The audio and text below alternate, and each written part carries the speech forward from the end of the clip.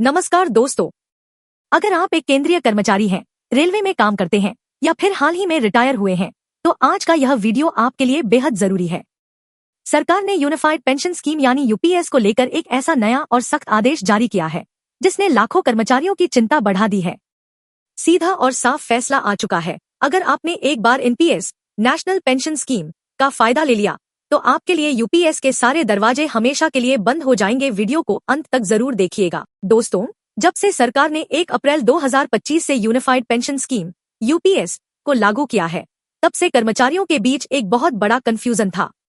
सवाल यह था कि अगर कोई कर्मचारी 1 अप्रैल 2025 के बाद रिटायर हो जाता है और वो एनपीएस के तहत अपना फाइनल सेटलमेंट यानी रिटायरमेंट का पैसा निकाल लेता है, तो क्या वो बाद में यूपीएस चुन सकता है?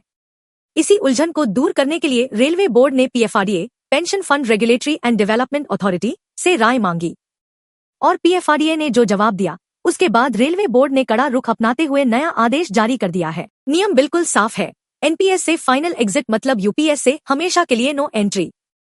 इन्हें मिलेगा यूपीएस का फायदा जो कर्मचारी 1 अप्रैल 2025 को सेवा में मौजूद थे, जिन्होंने 1 अप्रैल 2025 के बाद नई सरकारी नौकरी ज्वाइन की है। जो कर्मचारी 31 मार्च 2025 तक रिटायर हो चुके थे, इन्हें बिल्कुल नहीं मिलेगा मौका।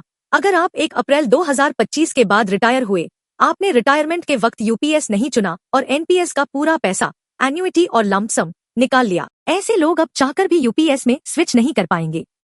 यहाँ तक कि कुछ कर्मचारियों ने शिकायत की थी कि ऑनलाइन एरर या तकनीकी खराबी की वजह से उनका डीडीओ फॉर्म प्रोसेस नहीं कर पाया, लेकिन बोर्ड ने साफ कह दिया है कि तकनीकी खराबी का बहाना भी अब नहीं चलेगा। अब आते हैं इस आदेश के सबसे भावुक और महत्वपूर्ण हिस्से पर। ध्यान से सुनिए, यह आपके परिवार के भविष्य का सवाल है। नए नियमों के मुताबिक अगर कोई कर्मचारी 1 अप्रैल 2025 के बाद एनपीएस से रिटायर हुआ और उसने अपने फंड का फाइनल सेटलमेंट ले लिया और भविष्य में उस कर्मचारी की मृत्यु हो जाती है, तो उसकी पत्नी या पति भी यूपीएस के तहत अश्योर्ड फैमिली पेंशन का दावा नहीं कर पाएंगे। जी हाँ, आपने बिल्कुल सही सुना। ऐसे मामलों में परिवार को सिर्फ वही फायदा मिलेगा जो कर्मचारी ने एनपीएस के तहत चुनी हुई एन्युइटी स्कीम में तय किया था। यानी कर्मचारी की एक गलती का खामियाजा उसके परिवार को भुगतना पड़ सकता है। तो दोस्तों, इस पूरे मामले से हमें क्या सीख मिलती है? रिटायरमेंट के समय या एनपीएस का फाइनल सेटलमेंट लेने से पहले 100 बार सोचें। हड़बड़ी में एनपीएस का पैसा न निकालें। अगर आप यूपीएस के लिए पात्र हैं और एक सुरक्षित, निश्चित पेंशन चाहते हैं, तो समय रहते सही विकल्प का चुनाव करें। याद रखें, एक बार एनपीएस से फाइनल एग्जिट का ठप्पा लग गया तो नियम आपको दूसरा मौका नहीं देंगे। केंद्रीय कर्मचारियों के लिए रेलवे बोर्ड का यह स्पष्टीकरण एक बहुत बड़ी चेतावनी है।